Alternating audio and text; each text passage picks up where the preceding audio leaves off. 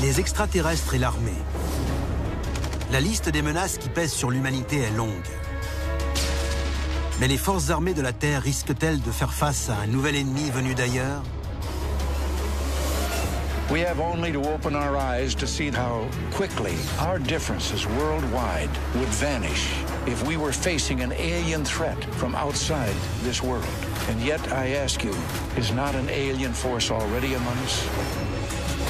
Des combats d'ovnis dans le ciel aux agressions extraterrestres contre les armes les plus puissantes de notre planète, vous allez découvrir des documents militaires qui pourraient prouver que les gouvernements des 4 coins de la planète se préparent depuis longtemps au prochain grand conflit mondial, une guerre intergalactique.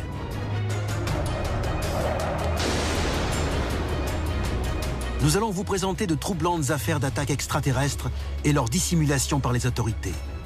Aujourd'hui, dans Alien Files, les secrets des extraterrestres et de l'armée. La machine est en marche. Des dossiers restés confidentiels pendant des décennies et décrivant des manifestations extraterrestres ont été rendus publics. Nous allons révéler le contenu de ces documents et découvrir ce que le gouvernement américain voulait cacher. C'est à suivre dans Alien Files, l'émission qui perce les plus grands secrets de la planète Terre.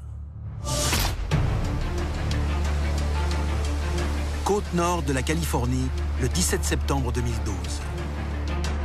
Le journal en ligne Veterans Today rapporte une très surprenante action militaire. D'après une note de service classée secrète mais que les journalistes ont réussi à se procurer, des navires de guerre américains et chinois ont uni leurs forces dans le Pacifique. Leur cible serait une menace extraterrestre extrêmement hostile. L'alliance de ces deux puissances habituellement en désaccord fait craindre le pire. Si on y réfléchit, si la Terre devait un jour faire face à l'invasion d'une race extraterrestre, ce ne serait pas une guerre entre tel et tel pays. Les frontières s'effaceraient. Il faudrait nous unir et combattre dans cette guerre tous ensemble. Le gouvernement américain n'a pas confirmé l'information, pas plus qu'il ne reconnaît l'existence de vaisseaux extraterrestres. Mais si les aliens ne présentent pas de danger évident et immédiat, pourquoi les forces américaines se préparent-elles à une telle menace? Dossier déclassifié, l'instruction de l'armée de l'air 10-206. En 2011, des documents officiels apportent la preuve que l'armée de l'air croit dans l'existence des ovnis. En faisant des recherches pour savoir si l'armée, aujourd'hui, continuait à enquêter sur les ovnis, j'ai découvert le manuel de l'armée de l'air 10-206. Pour moi, c'est la preuve irréfutable qu'il y a encore des instructions précises pour la transmission d'informations sur les ovnis. Même si les militaires et le gouvernement américain disent publiquement ne pas s'intéresser aux ovnis, le document 10-206 de l'armée de l'air prouve le contraire. Ce n'est pas un manuel des années 1960 ou 70. On dispose désormais de la preuve irréfutable que l'armée enquête encore activement sur les ovnis. C'est très très important, car ça contredit complètement ce que l'armée veut nous faire croire. L'armée, qui est là pour répondre aux plus graves menaces qui peuvent peser sur le monde, a officiellement inscrit les soucoupes volantes sur la liste des dangers potentiels. Et plus troublant encore, elles y figurent depuis plus de 40 ans. En 1968, les élèves officiers de l'école de l'armée de l'air de Colorado Springs se voient remettre un manuel intitulé « Introduction à la science spatiale ». Il comporte une partie qui est depuis connue simplement sous le nom de « Chapitre 33 ». Son sujet, les objets volants non identifiés. Ce livre n'était pas une œuvre de science-fiction. C'était un vrai manuel militaire. Il était utilisé par des élèves officiers conformés avec ce livre. Le chapitre 33 présente des informations selon lesquelles les ovnis sont un phénomène mondial qui existe sans doute depuis des milliers d'années. Il donne plusieurs explications à ces appareils. Il évoque notamment la possibilité que les ovnis soient habités ou télécommandés par des êtres étrangers à cette planète. Les militaires veulent nous faire croire qu'ils sont totalement hermétiques aux ovnis. Mais ce manuel montre qu'ils sont un peu plus sensibles à cette question qu'ils ne le disent. Les pages de ce document de l'armée de l'air sont-elles la preuve de ce à quoi les militaires se préparent dans le plus grand secret?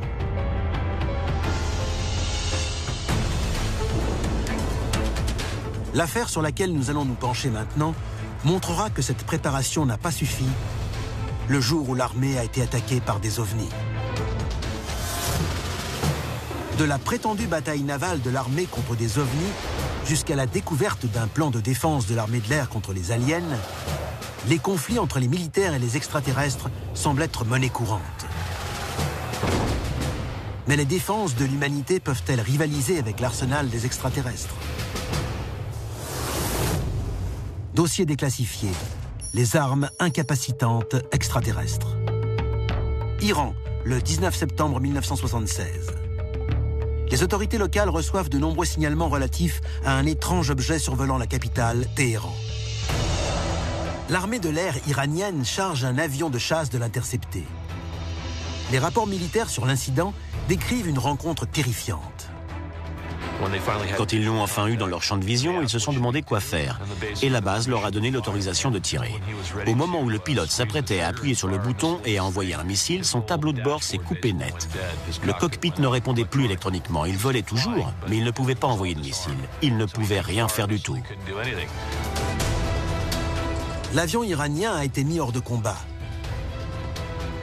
À l'époque, il n'existe aucun appareil capable de neutraliser un autre appareil à distance. Aujourd'hui encore, cet incident apparaît comme de la science-fiction. L'objet décrit par les pilotes était très lumineux. Ils ont aussi parlé de lumière multicolore qui clignotait très rapidement sous l'appareil. C'est une description fascinante qui figure dans un document du gouvernement des États-Unis. C'est une découverte cruciale quand on essaie de comprendre exactement ce que nous cache l'armée. Des ovnis sont-ils en mesure de désarmer les défenses terrestres avec une telle facilité? C'est une hypothèse effrayante. Mais l'incident de Téhéran n'est pas une première. À l'époque, d'autres vaisseaux extraterrestres ont déjà neutralisé nos systèmes de défense. 16 mars 1967, les Américains ont les yeux rivés sur la guerre du Vietnam. Pendant ce temps, un scénario terrifiant est en train de se dérouler sous leur nez. 10 têtes nucléaires de la base de l'armée de l'air de Malmstrom, dans le Montana, sont parfaitement opérationnelles et prêtes à être lancées. Le capitaine Robert Salas travaille à 18 mètres sous terre, au sein du 490e groupe de missiles stratégiques, quand il reçoit un appel de la surface. Un objet volant non identifié survole la base. De nombreux membres de l'armée ont vu cet objet voler juste au-dessus d'un silo de lancement qui abritait 10 têtes nucléaires. L'instant d'après, les 10 têtes nucléaires se retrouvent désamorcées, complètement inopérantes. Dans le rapport officiel de l'incident, ils reconnaissent que plusieurs membres de l'armée ont vu un ovni ou des ovnis au-dessus de la base. Mais il est dit aussi qu'il n'y a aucune explication raisonnable à l'arrêt du silo. Si ce rapport est vrai, et qu'il y a effectivement un lien entre la présence de l'ovni et l'arrêt du silo, quelle conclusion doit-on en tirer sur les armes les plus dangereuses de notre arsenal militaire? L'incident de Malmstrom montre que des ovnis peuvent neutraliser les armes terrestres les plus dévastatrices sans aucun effort. 15 ans plus tard, ils joueront une nouvelle fois avec nos armes nucléaires.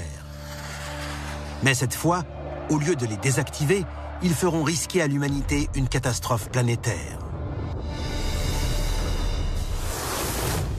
Dossier déclassifié, l'incident ukrainien. 1982. La guerre froide entre les États-Unis et l'Union soviétique est à son paroxysme. Les sites nucléaires des deux camps sont constamment en état d'alerte. Le soir du 4 octobre, de nombreux témoins disent avoir vu d'étranges lumières dans le ciel, au-dessus de la base des missiles nucléaires à longue portée d'Uzovo. Ces lumières dansent dans le ciel quand tout à coup, le spectacle prend une tournure terrifiante. Sous terre, dans le silo, les tableaux de bord se mettent à marcher tout seuls. Les missiles sont prêts à être lancés. Pendant 15 interminables secondes, le personnel de la base regarde, impuissant, le monde se préparer à un Armageddon. Mais alors, aussi soudainement que les missiles ont été armés, les machines s'arrêtent. Et dehors, les mystérieuses lumières ont disparu. Si ces rencontres du troisième type entre les ovnis et les armées du monde entier sont si nombreuses, pourquoi nous cache-t-on la vérité? Je pense que si l'armée réussissait à s'emparer ou à recevoir une technologie extraterrestre, elle ne voudrait surtout pas que ça s'ébruite. Je ne vois que deux explications. La première, c'est qu'ils ne veulent pas semer la panique et risquer que les gens essaient d'abattre ces ovnis eux-mêmes. Et la seconde, c'est qu'ils veulent garder cette technologie pour eux. Tout au long du XXe siècle, des armées des quatre coins du globe ont été victimes d'étranges expériences avec des ovnis qui défient toute explication. Et la fréquence de ces rencontres augmente à un rythme inquiétant. Mais où est-ce que tous ces phénomènes ont-ils commencé? Peut-on dater un premier incident? Los Angeles, le 24 février 1942. L'Amérique vient de prendre part à la Seconde Guerre mondiale et des milliers de personnes sont réveillées en pleine nuit alors que l'armée tire plus de 1400 projectiles anti-aériens sur ce qui semble être, d'après les photos prises ce soir-là, un objet volant non identifié. Mais les militaires ont une toute autre explication. L'armée américaine a déclaré qu'il s'agissait simplement d'un ballon-sonde et aucune information n'a jamais filtré. Ces incidents se poursuivront au fil des années, avec notamment un événement particulièrement marquant, la découverte par l'armée américaine d'un appareil extraterrestre accidenté à Roswell, au Nouveau-Mexique.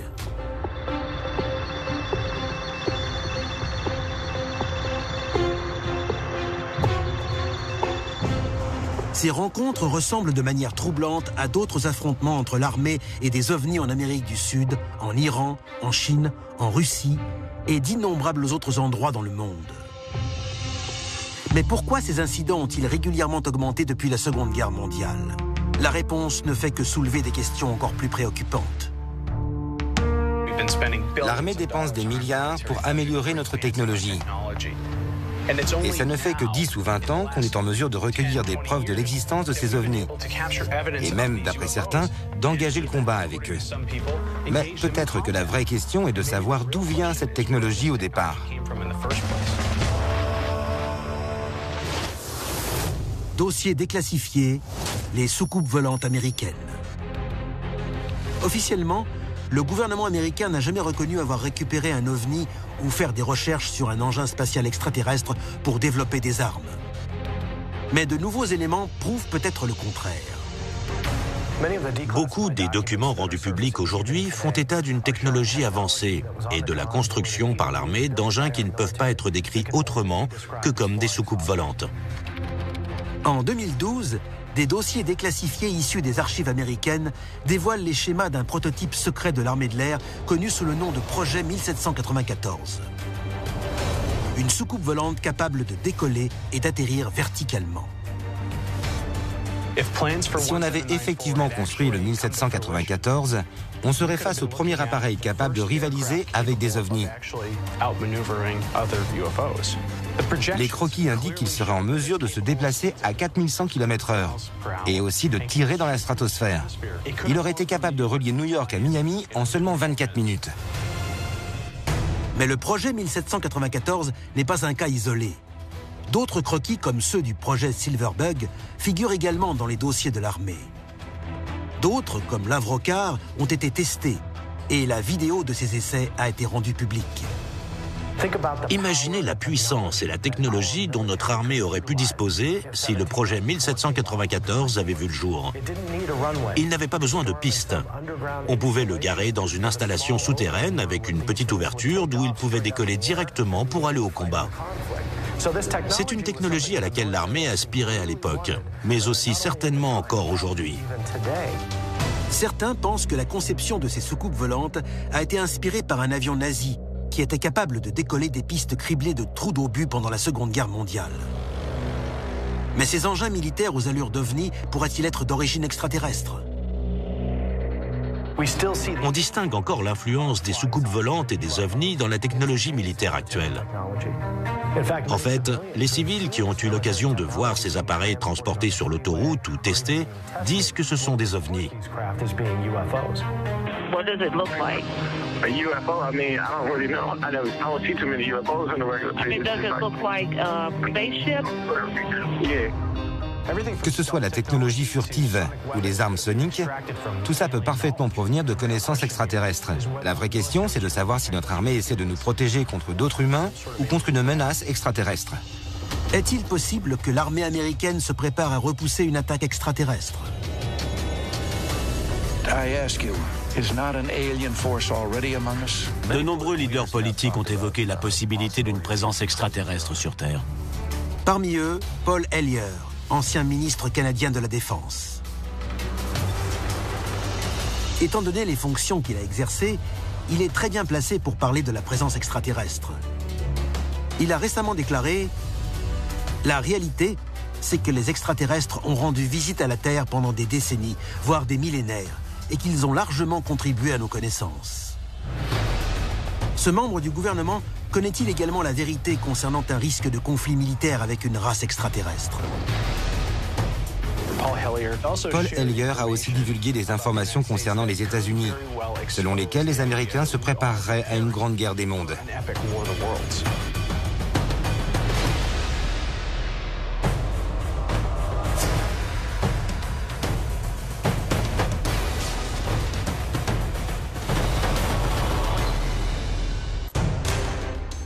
Les ufologues soupçonnent depuis longtemps l'armée de se préparer à combattre une éventuelle invasion extraterrestre. Mais selon Paul Hellyer, l'ex-ministre canadien de la Défense, les États-Unis disposent peut-être déjà d'un avant-poste de défense pour une guerre interplanétaire. D'après Paul Hellyer, Dick Cheney et George Bush ont donné leur accord pour que l'armée et le gouvernement américain construisent une base sur la Lune. La Lune est-elle la première ligne de défense de la Terre contre des ennemis cosmiques? Avoir une base sur la Lune est une bonne façon de nous préparer à une bataille militaire contre les extraterrestres. S'ils arrivent de l'espace, la Lune constitue une position stratégique pour mener les combats. Si ces histoires sont vraies, le risque d'une invasion extraterrestre est bien réel aux quatre coins du globe. La Terre va-t-elle devoir bientôt faire face à l'attaque d'une force venue d'ailleurs? Si c'est le cas, les soldats du monde entier devront peut-être un jour s'allier et former l'armée unie de la planète Terre pour un ultime combat.